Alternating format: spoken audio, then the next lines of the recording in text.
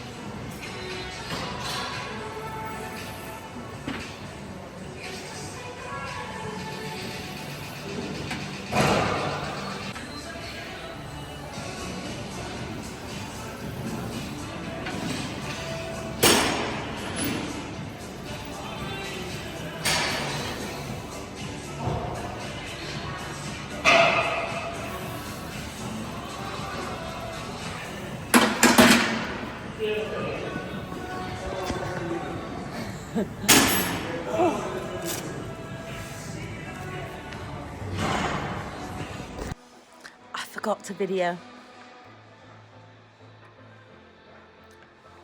So in for the next meal. It is actually about 3:30, so I'm like an hour and a half behind, but I just had back-to-back shenanigans, calls, things like that were a little bit unexpected with certain things. Anyway, so this is 170 grams of 5% beef mince, 220 grams raw weight sweet potato, and 100 gram of veg. It's one of my favorite meals. Okay, so next up is the two-courser. We've got 100 gram of chicken, 100 gram of veg, 33 grams of caramel rice cakes, but I found a little nibble one of a chocolate rice cake, and then almond butter on top, 15 grams. This is Hannah's final meal. We're going to the cinema. Can't film in the cinema, so we're making it now.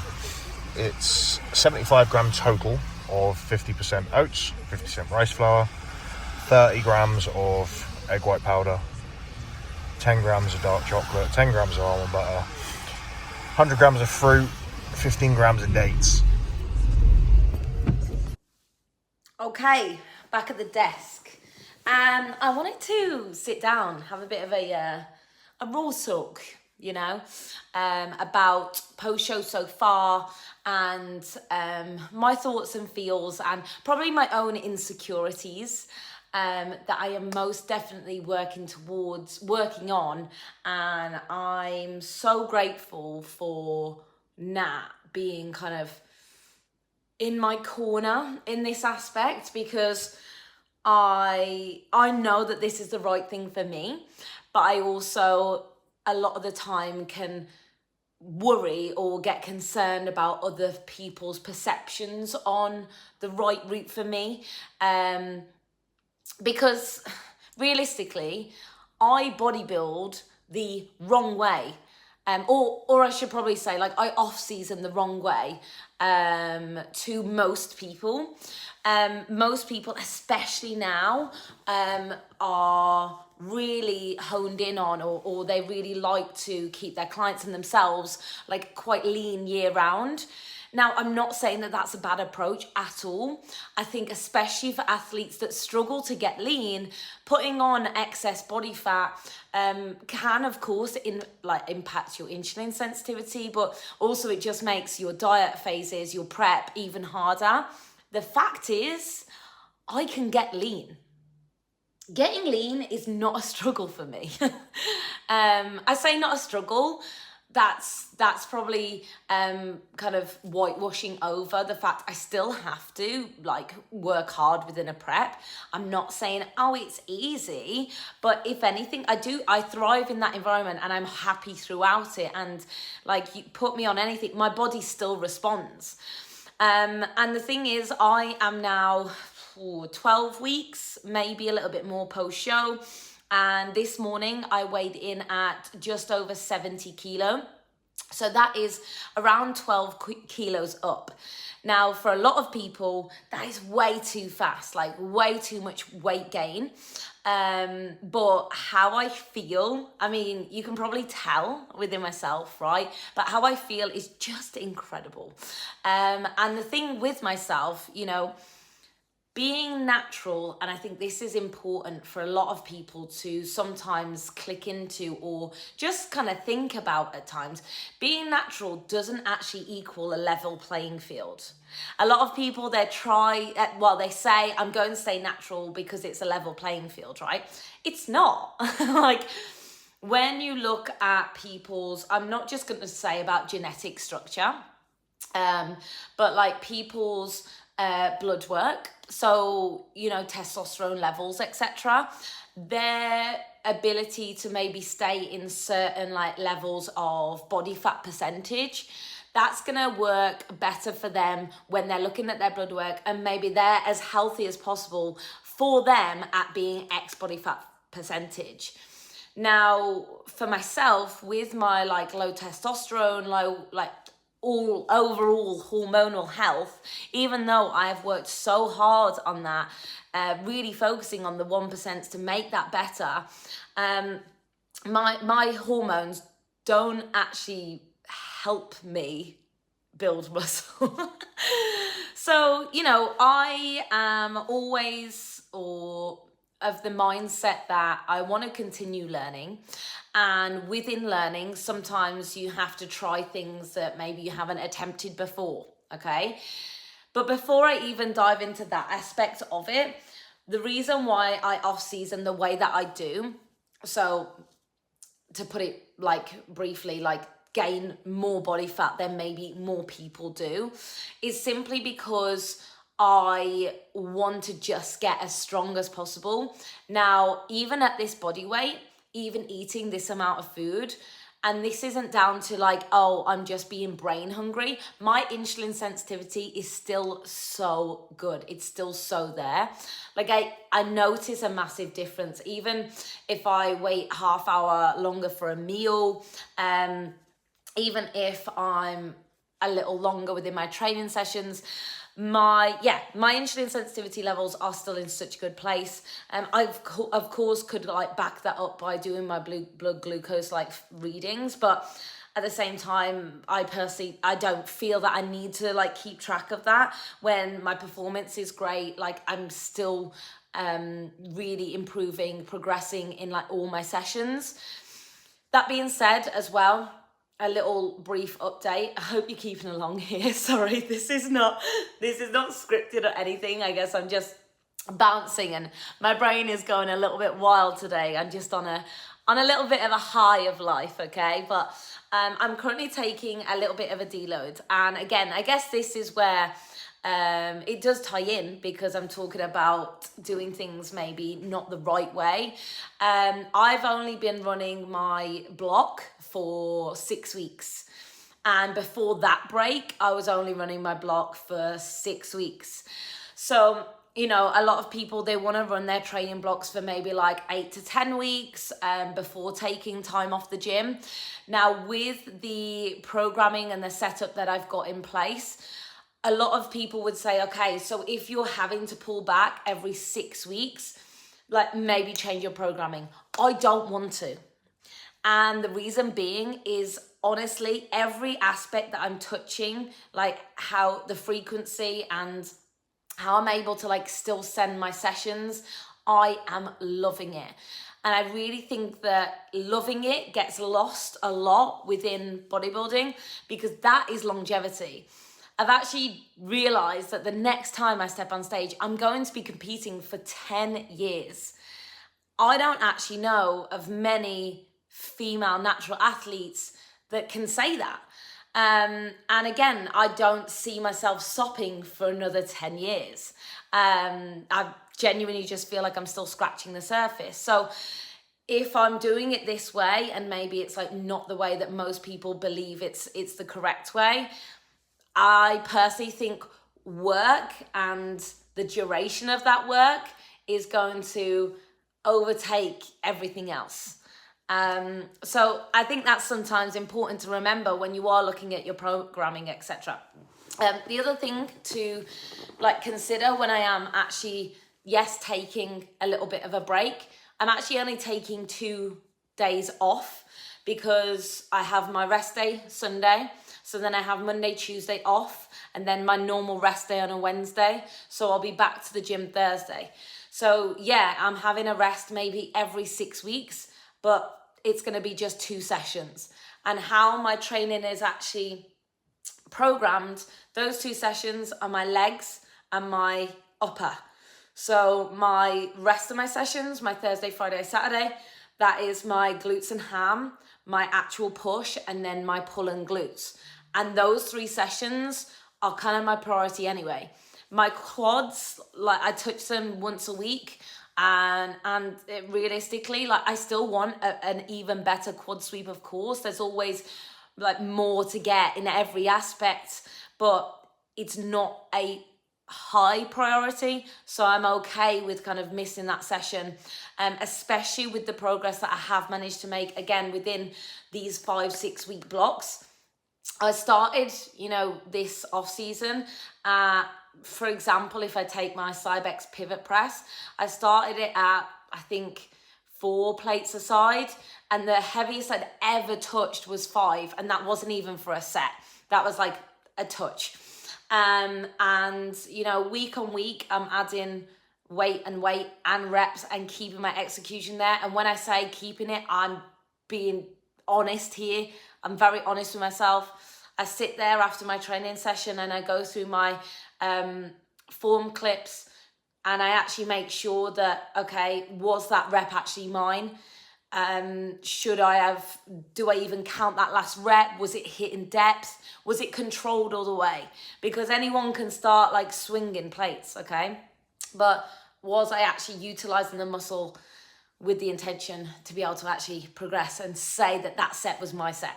Anyway, and now I'm doing a set with 6 plates aside.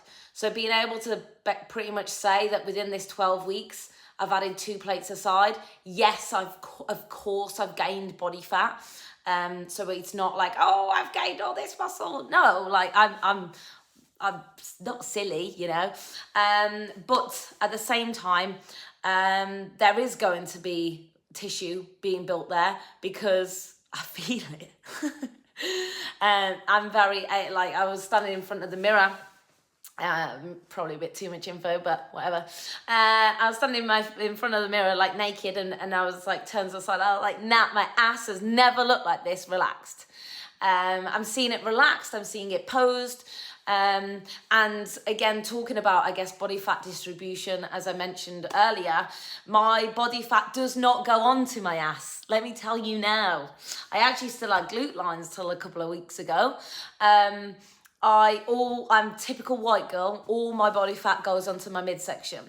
So I think that's another kind of way that some people may look at me and think, oh, she's doing off-season wrong, because my waist looks a lot wider, so I don't look like maybe as pretty as other people, and I think that's where my brain and insecurities can kind of get in the way there.